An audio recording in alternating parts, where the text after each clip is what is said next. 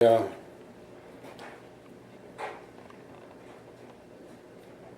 our corporal, I mentioned the Hale Stewart was our corporal of our platoon. We came to an area where there was an opening on the road. We were on the road going after we crossed the river, and there was an opening in the road. There was no, like generally there was a brush or something along other parts of the road, and most of it where couldn't be seen. And there's one spot where we had to.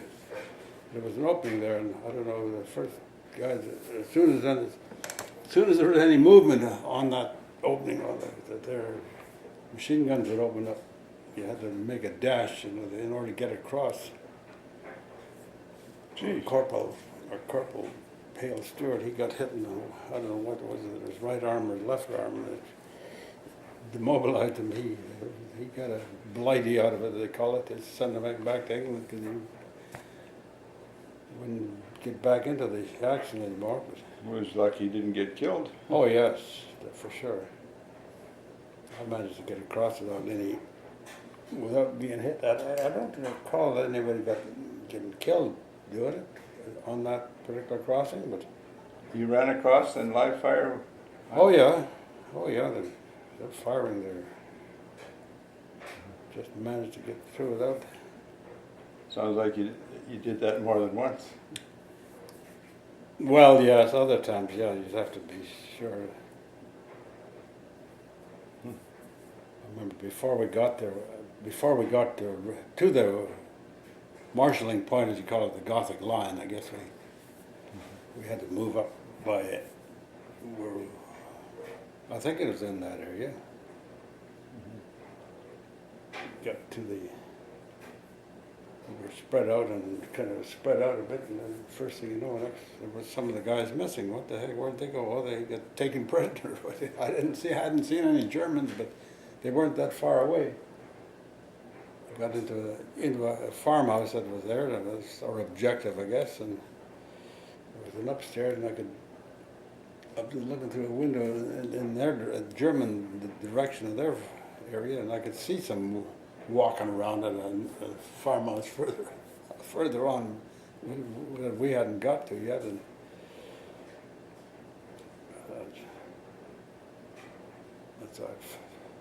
I fired a few, or maybe only just one shot at it down there, but of course whoever it was, they just took off, while the sniper for sure. But we just kept going, I guess. So those guys that got prisoner, did they come get back, or? No, I don't think so. Not back to us anyway. Mm. They likely were kept prisoner until I have no idea what they might have done, or they got sent. They would have had the Germans would have had a prisoner of war camp somewhere, so they got sent to. But in the long run, I don't know if they got sent back to Germany or some other camp or not. I'm never able to find out for sure. But when the war came to an end, I guess they had to give them up somewhere or another. But anyway, after that same incident, same day, when Hale Stewart got hit, got a little further, and by the time we got onto tanks came along, and we got a chance to ride on tanks for a ways. So we came to a junction. It wasn't a crossroad, just a junction. One road, and we'd come into that junction, and then we had to get off. We've got to get off here now. So we were marching down. It took us, the tanks turned right, and we had to go right, go with them, but they wouldn't let us run. We couldn't follow behind the tanks, but we had to go to the side, on the side of the road. Next thing, the tank behind us started. Well, I guess there was a German vehicle, truck, happened to come through from that intersection where we got. He come from the other way, and he kept going, thinking I guess he could sneak by him or something. Mm. You got by the tanks, and then as soon as they got by the tanks, when the tanks started to open up on them, they were behind us. I guess we must have been ahead of them. And I guess that was the whole idea. They'd wait, and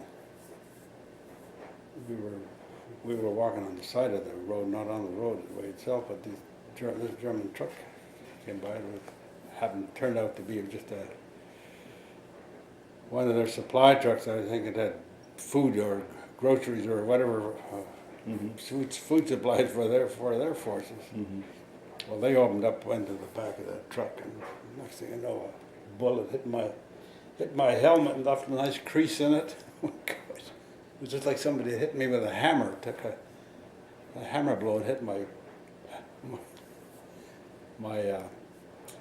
Helmet. steel helmet. Yeah, Gee, lucky, just a nice crease. I was lucky. Another inch or two. Yeah. And we got into it further on. I think we were in the Po Valley by then. You go from one farm. The Po Valley is strictly a farming area. Go from one. The only shelter you'd have was the farm buildings. Mm-hmm. Because the Italian, but in some cases they were there, but they had shelters. They had dug in under their house or under their barn or sure. somewhere. Yeah. We were in this one, and we got into this one. We weren't. The Germans weren't too far away, I guess. Like in Italy, the house and barn, they're all attached. Mm-hmm. The house was on this there, and then there's another area, and that was where the cattle was. There might have been a little walkway and just a little hallway sort of thing in between. Sure. Yeah. And I was in the cow barn. There was cows were in there. So the Italians were there somewhere. They couldn't. Come to think of it, maybe they flushed some out of the. Very often when you flush, anytime there was a shelter like that, guys would get in there and make sure that there wasn't any Germans in there with them. Mm-hmm. Occasionally there was a German in there with these, taken up with one of the Italian girls, I guess, and he didn't want to go with their own troops, and of course he would be taken prisoner, and and you never know whether they would have been radicals and start shooting.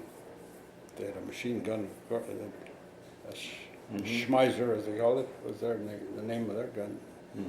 Tommy gun type of thing. That thing would shoot. I don't know. Just like a sewing machine. Brrr, they just fire bullets just unbelievable fast. But anyway, I was looking out that door at the back of the house where the cows were, the barn door rather. And gosh, the next thing I know, we were standing there, and next thing I know, something hit me on the chest here. What the heck is this? And I could see at that time it was in winter time, and they had given us what they call jerkins, like a leather vest. Nice soft leather, and we were told that we'd have to turn them in after a while. We couldn't keep them, but they were just for warmth, I guess. And, I saw this nice impression of the flats, like a bullet that must have been turned end over end. And the flat, not the bullet point, but the flat side. It hit me there on the flat side. Left a nice impression on that. So it was just about spent when it. Well, and then I got to thinking about it later, because the Italians had some feed stacks out from the barn, maybe not any further than the apple tree out there. And I think they must have likely been firing bullets, and because sometimes their magazines and us too. The magazines were loaded with a tracer bullet as well as regular bullets. A Right. tracer bullet could set that. Because you could see these, when they're fired, you could watch where they go. And Yeah. they maybe thought they would set those stacks of feet afire. And I Mhm. think the bullet maybe come through part of that stack and slowed it down. I see. And then it was no longer traveling straight, it was rolling, I guess, or Mhm. spinning. It didn't come through the fence or something, through the door? or No, usually- no, I was out in the open. I was standing right out there looking at the. Gee, another close call. Yeah, that was a close call too. You, of course, didn't have bulletproof vests in those days? No, no such thing. Like that. No such thing. So when guys were taken, when you took a prisoner, was he treated with any respect, or? Oh yeah, oh, no, he wasn't mistreated. They weren't mistreated or anything. No, no. Mhm. They just had to behave themselves until somebody came on somewhere or another. I don't know how they managed to get him out to the back rear, some rear guard or somewhere to Mm-hmm. back to company headquarters, I guess it would be, and they'd look after him from there, whatever they send him off to. So I guess at the beginning of the war, you were young and you felt gung-ho and all prepared for this. Not Well, knowing- you never not, even though you had all your basic training and your, what do we call it, advanced training, as they call it. That's advanced training when you got into from basic to advanced training. I was trying to think of the word the last night about, like Curry Barracks was advanced training. Uh-huh. We learned all about weapons and different types of weapons and whatever. Didn't have any real live. Every now and again they bring in somebody that had been overseas, and they'd give us a little bit of a talk to about it. And Right. I guess they were, whether they had been there for just for experience or for this purpose, or whether they had been injured or something. I Mhm. don't know, or sick possibly. Right. They were sent back to Canada, Mm-hmm. but we didn't get any real live fire weapon experience until we got into Italy itself. Oh, I was just thinking, I read something about the Vietnam War, and they recruit guys that are 18 because they feel invincible, fearless. And you were just about that age, Well, I was a little bit bored in that, but even so, I mean, you'd never been away from home for any length of time, Right. When I grew up, heck, the furthest I'd been away from home was, before I joined the army, I had gone back down southern Alberta. Yeah. The year before I went. Right, but that was your first trip Prior to that, I never got any further than Edmonton. Right. And only a few times on that, I guess. Yeah, it wouldn't have been too many times for sure. Maybe 3 or 4 times in my short lifetime at that time. I think the first time we got to Edmonton, I think we belonged to the Lutheran Church, which was just near a half a mile from where we lived on the farm. Mm-hmm. And of course, Saturday school and what they call it for Mhm. catechism, Mm-hmm. and always seemed to have a German minister, and he'd had a Saturday school and trying to teach us the German, to read and write and Mhm. recognize it. Hmm. And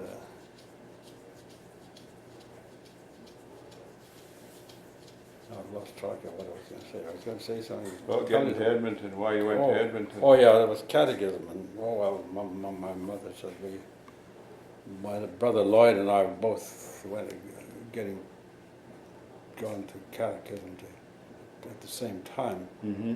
So she said, well, go to the city, see if we can't find you any guys in a suit. Didn't cost too much because it didn't Because we could go to the train easily enough from Hay Lakes. That's how we got to Hay Lakes, I think. Mm-hmm. Unless sometimes we got able to go for someone else that was driving. There was a few people who had cars that would go to Edmonton and could drive with them, ride with them. But Mm-hmm. I think that's the first time I got to Edmonton. Was when Mother took us there Buy a suit. to get a suit for us. You would have been about 12 then? No, I was just about 15, I guess. Lloyd would have been a year younger than I. That was your first trip to Edmonton? Yeah. When you were 15? Yep. My gosh. 14 or 15. Yeah, I think it was 15. Wow. Well, there was the hungry 30s. I mean, nobody had any money. Mm-hmm. Everything was short of money, Yeah. short of jobs. Right. You were able to, you supported yourself on the farm, or? Well, the farm, yeah, there was always plenty of food to feed on the farm, but it didn't, grain was just, you never know. At that time, the grain, we depended on their grain for, the main cash crop, Mm-hmm. but then it was so unpredictable, and grain was of such a low price too, because no one could afford to buy it, I guess. I don't know what it was, but. And it wasn't after the, I can't remember what year it would have been, they started what they call the wheat board. So they had some institution or group that fixed the price of wheat more or less, and they knew what they were going to get. Before that, it was more like the stock market. One day it'd be up, and the next day it was down. Right. If you weren't ready to get it to the elevator, if you decided you were going to take it in the afternoon because you heard the price, you listened to the radio and hear the price on the radio, and think, well, I'll take a load in today, and if it was come the afternoon before you got there with it, the price had gone down again. Yeah. So, I remember my dad wanted he had cattle. He had couple of nice steers. He decided to,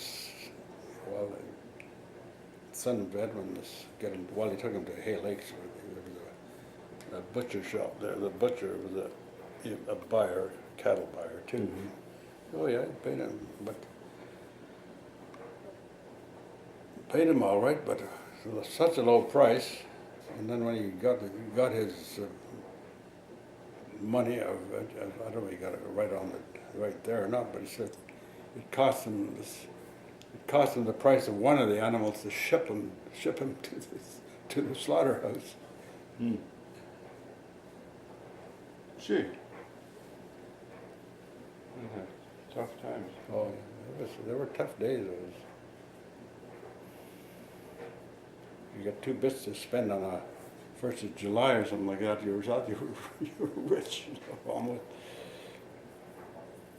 Of course, ice cream, you get 5 cents for a cone of ice cream cone, and chocolate bars were 10 cents. And if you were lucky, they'd have races and everything. They'd give you, if you were a winner, you could get a few 5 or 10 cents. Oh, you must have been pretty good at that, because I remember before your kidney operation, you used to win the Carpenters Union races pretty regularly. Well, yeah, we went to a picnic, carpenter's picnic. No, it was a Legion picnic. We went Was to it Legion? one time. Legion held a picnic there one day. I remember they Kin had, Beach. yeah, it was Kin Beach, yeah. Yeah. And Gordon Cochran, he said, oh, he could win that. He's always been able to win the fastest runner. Right. This young guy. Well, I wonder if he could, if he's as good as he is. But I won the race myself. Then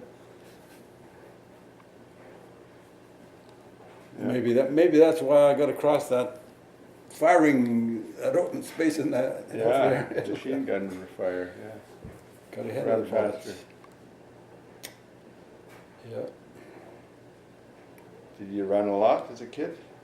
Oh yeah, we were always running. Like Of course, we were lived, the school was on Dad's property, my dad's property, Dad had a quarter section that the school was on. Well, it's square, of course. The school was here, and the road went here this way, but I guess it went this way or something. Yeah, road went here, but the school was on this corner. And Dad's farmstead was on the opposite corner, in a direct angle like that. So the road went here and here, this sort of thing. You run around on the road or run straight No, across? we always went across. But in wintertime, we were always running somewhere. Some of these older guys, they had these games, hare and hound, and wintertime especially, goodness sakes, we were running around in snow up to knee-deep snow. We were noon hour and stuff. I see. Some of those bigger guys, they came right to my dad's barn there one day. He said, just in the noon hour, they were chasing each other. The hares, hounds were chasing the hares, I guess. The hares came. How far was it? Well, it's like a quarter section is a half-mile square. So they were running a half mile, or it's more than a half mile. Gee. A good half mile across, and the diagonal there, but they were not on. They'd be in the field somewhere. They're not Right. straight on the path that we took. That's a long way to run just for yeah. playing a game. Oh gosh, yeah.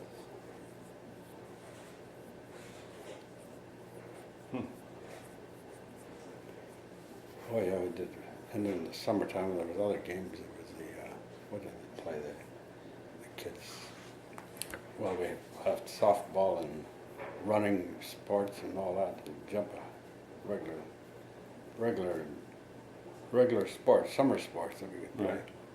The ball diamond and basketball and high jump and long jump. And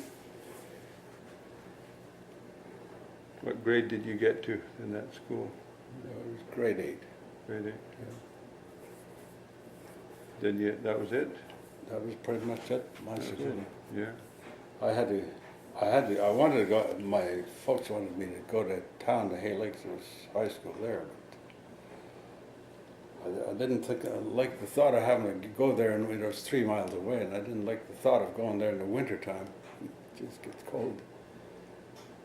How do I get there every day? There was no bus service in those days, you had to hike it or have a horse or something. Yeah. And that, at